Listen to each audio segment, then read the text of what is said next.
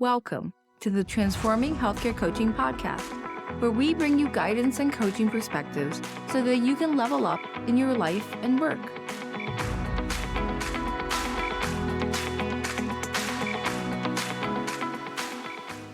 Hi, everyone. Thanks so much for joining us today. We're shaking things up here a bit because if you have been tuning in, you probably know that it's usually Lillian, Emlett, founder and CEO of Transforming Healthcare Coaching, that does this intro, moderation, and event.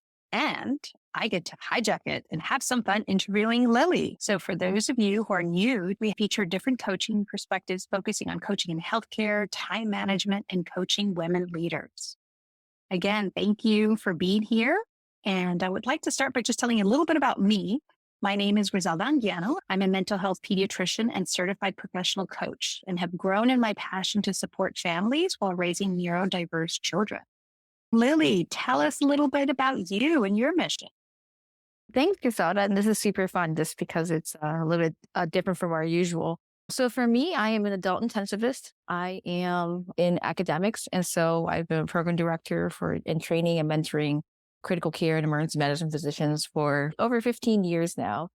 And I discovered the power of coaching in my own personal life at the beginning of the pandemic. It was necessary for me to really get the coach so that I could actually get through my divorce. And it was such a good investment of my time and energy. It was very transformative that I actually then went back in the middle of the pandemic to become a professional coach. And in that journey, these last several years, I've realized that everyone really needs a coach, especially in healthcare, because we have so many challenges in our industry that it really actually helped me refine and have a better perspective, not just on my divorce and my personal life. It also helped me get a better perspective of where and what I want to do with my career. And so here we are, and a year later after I graduated, getting to network with people like yourself, other physician coaches, and hopefully together we can all transform healthcare together. Absolutely. And I value your sharing kind of your past. And we all have that, right? We all have a past. We all have a story. And yes, I too found it very transformative in going through the whole coaching process and becoming a coach. So Lily, tell me more. What about this transforming healthcare coaching company that you've started? Yeah, so I think really for me, it's really about trying to meet a very diverse healthcare force with a large, diverse group of coaches that actually can resonate with them. As you and I both graduated from the Institute for Professional Excellence in Coaching, and we were trained in energy leadership coaching, which is about awareness of how we show up in the world. And through that awareness, we can actually begin to make positive change in what choices we make, to begin to actually, instead of always having life happen to us, we can actually begin to strategically think about how life can happen for us. And so through that awareness and with the partnership of a coach, we are actually able to help walk alongside our clients to be able to meet them where they're at and help them figure out what it is that they know deep inside should be the next right step and hold them accountable.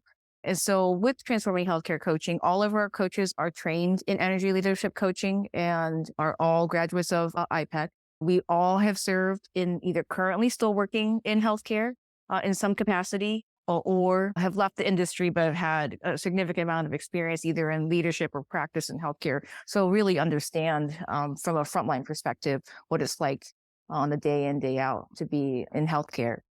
And the last population that we also help is actually healthcare executives. Sometimes it's really hard. So I don't say sometimes, every day, sometimes it can be a really challenging day for people in management. So that means mid-level management of teams, division chiefs, and actually chairs, and even executive C-suite of healthcare systems. If we empower people at those levels to begin to see what it's like and actually never really forget what it means to lead groups of people on the front lines, it helps those leaders tap into their true heart and true mission. And through that, we have to hope that then our programs, our policies, our employers are all more in alignment, actually. Because despite the negative news and the negative press we often hear about quiet quitting or what it's like to be in healthcare and the burnout, that's one way of seeing our industry. And I also wonder whether there's a different way of seeing our industry, is that there's actually also a lot of people who are really showing up every day with full capacity, full hearts, and ability to actually make innovation, to dream for things to be better, to make differences at the employee level, the patient level, the managerial level, the data level. There are lots of people out there who are actually able to tap into their own energy leadership and actually make things a different place. We just need more of that across our entire healthcare system. And that's what our transforming healthcare coaching is hoping to do. That by partnering at the front lines and also at the managerial level, together, we can hopefully change and make more people able to be the best leaders of their own personal lives as they have a long career in medicine, and also to make positive effects and change in your local team. Can you imagine having just a better team to work with? Yes. I'm just smiling from ear to ear, Lillian, just thinking about the way, yes, of course, it's how you're going to show up at work, but the domino effect and the transformation that happens and how we show up and how we really believe in how we show up for anything is how we show up for everything. So imagine the impact in their families and just all the relationships. Yeah. So just I was wondering, what are some common struggles that you've been seeing that we share across disciplines or other specialties? I think the greatest struggle is to some degree the inflexibility and lack of autonomy of how the healthcare system is structured, whether you're a surgeon, whether you're in primary care, whether you're doing outpatient or inpatient. There's a huge perception of the lack of being able to control either the day is structured, how the work is structured, how the team is structured. And then when you're a new graduate looking for jobs, you feel like you're just pushed into a position where this is just how it is. This is just how the industry is. And there really isn't much flexibility, like in terms of just being an employee in very large employers. There is a minority of individuals who are lucky enough to actually approach healthcare from a more of a direct perspective, a direct entrepreneurial perspective.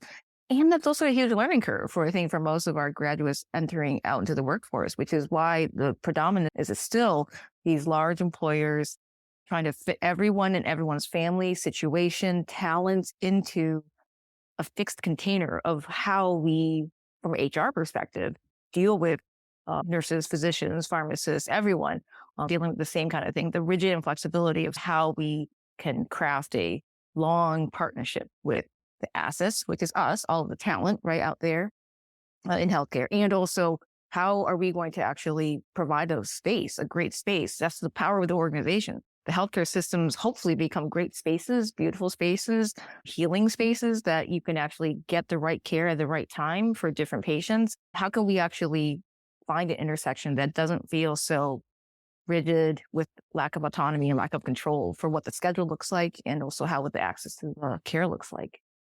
Yeah, absolutely. And something that was coming to mind just with the inflexibility, it clouds our judgment and then also interferes with our creativity to be able to create more healing methods or just being able to communicate and listen definitely intuitively to our patients.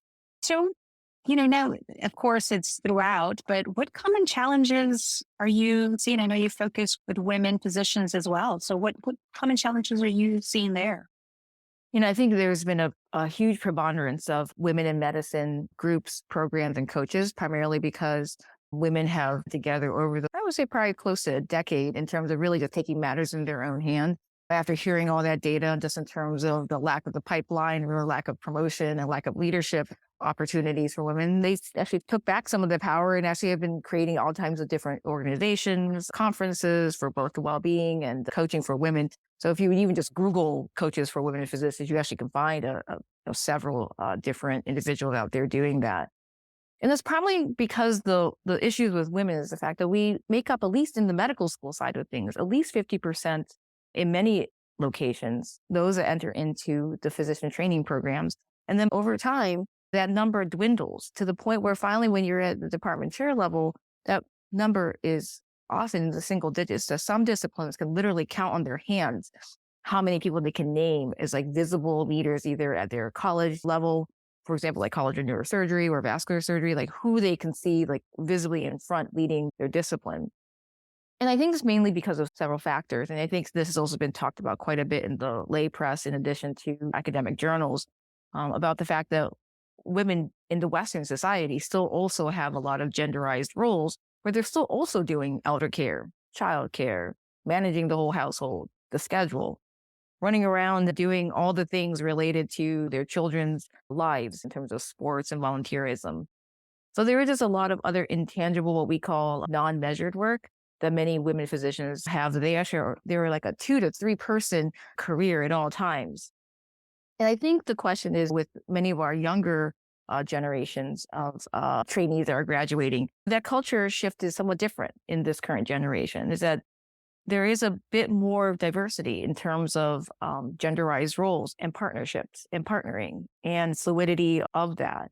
And so what's great is the fact that our new lifeblood into healthcare actually are demanding something different from an HR perspective, that they do actually male, female, transgender will actually hopefully create some different expectations for all the additional things that some women physicians, some older women physicians have had to deal with.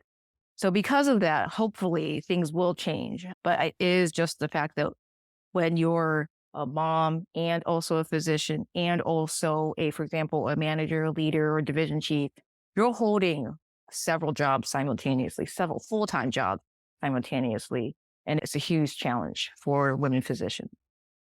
Absolutely. I was just thinking of all that I could definitely identify with all the changing roles.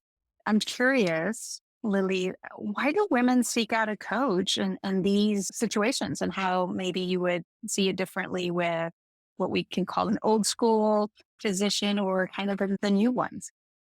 Yeah, so I think what the reason why so many women physicians end up getting a coach is primarily because they realize for promotion into the next level of their leadership, they need like a secret ally, like on their side to be able to be the best version of themselves. And so for many chairs or division chiefs, I have seen that they are much more overt and willing to explain that they actually have had a coach for many years in order to do those small micro skills in the back end that it takes for any of us really to become a better version of ourselves. The professional development for oneself is not something that anyone is going to take the time or energy to do except for yourself, right? And so I think for women, they've realized they've needed to do this in order to get promoted. And then once people have started to speak more openly about these things, you realize that, oh, you need to start actually well before you become promoted into division chief or chair. You need to actually have started years ago when you were just leading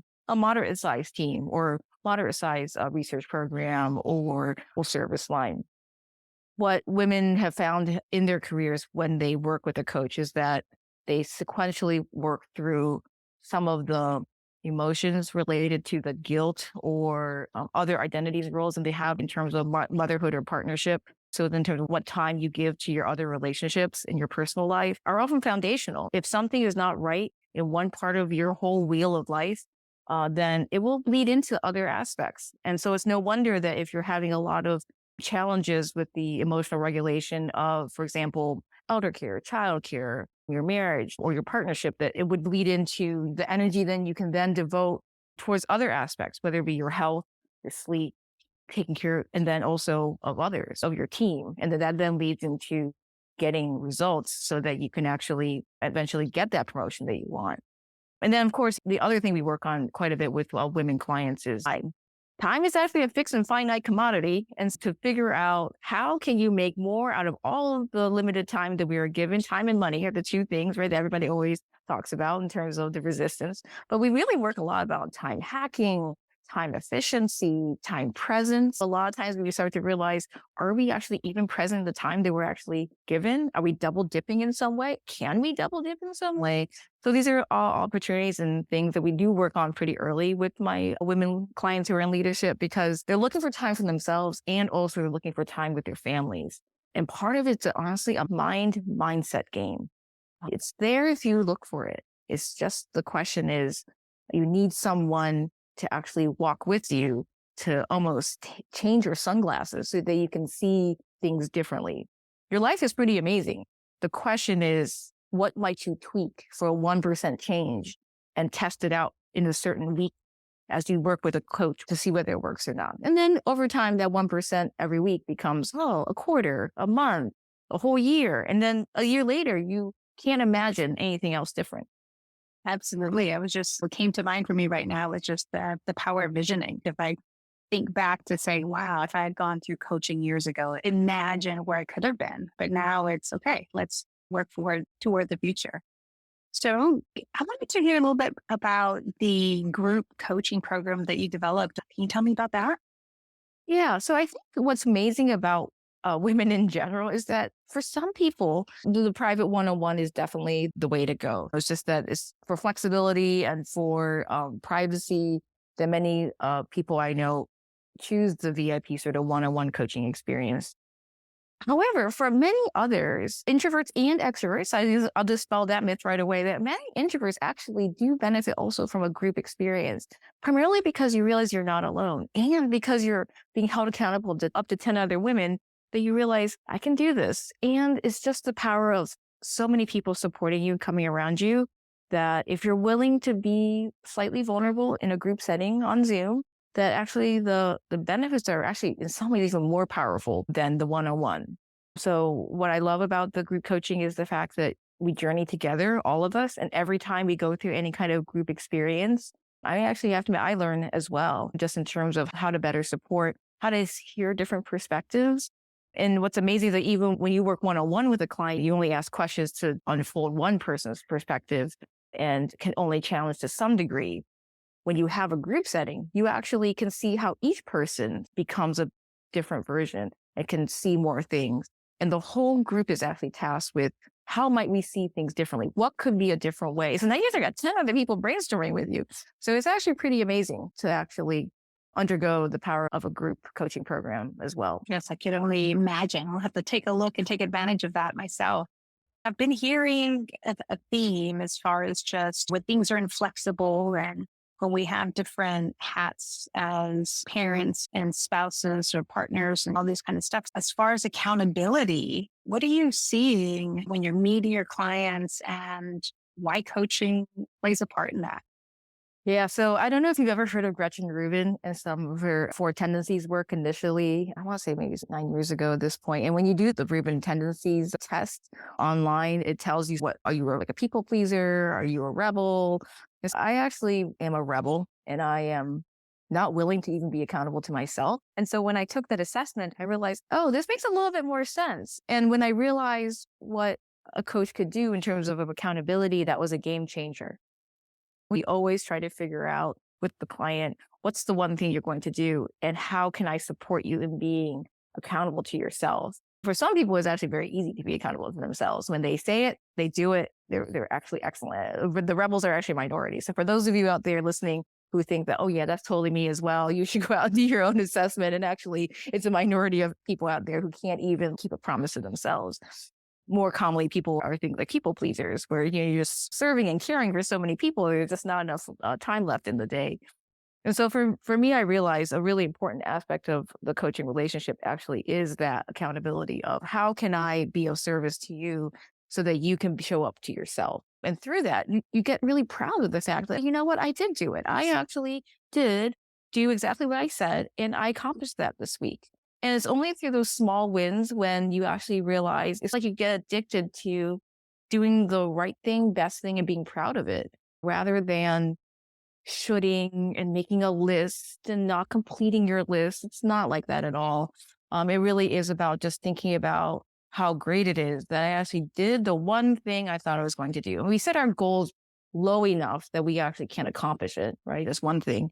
And then two, it's really brainstorming. We might you have an issue with temptation, the inability to complete it, and really working those through before it even happens.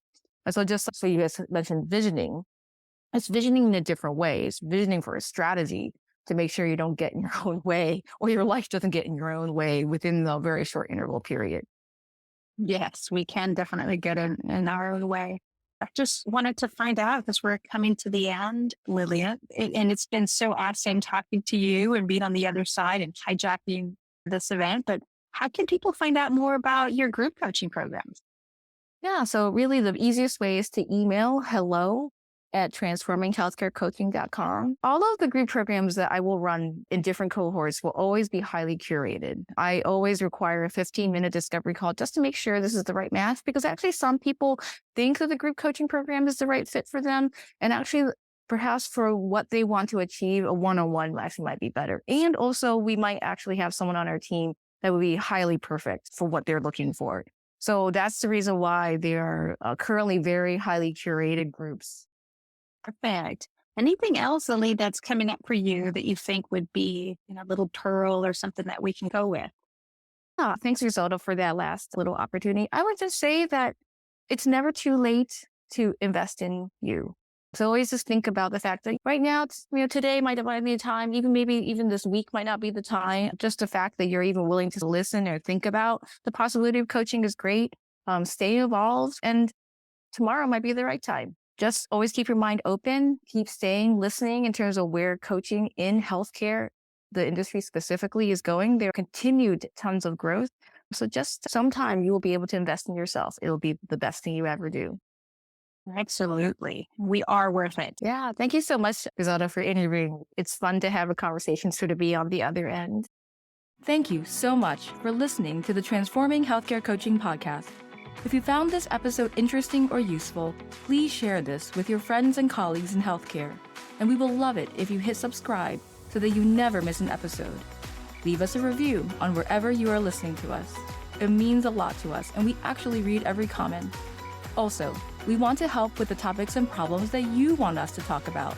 Email us with suggestions, feedback, and praise at podcast@transforminghealthcarecoaching.com. If you want deeper support for your life and work as a healthcare clinician and leader, head over to transforminghealthcarecoaching.com and see how we can partner together to meet your goals. Download your copy of our free 5 reflection questions to jumpstart your journey as you level up in your life and work, and get on our email list. Be the first to know about our coaching programs and what's coming. Together, we can transform healthcare, one person at a time.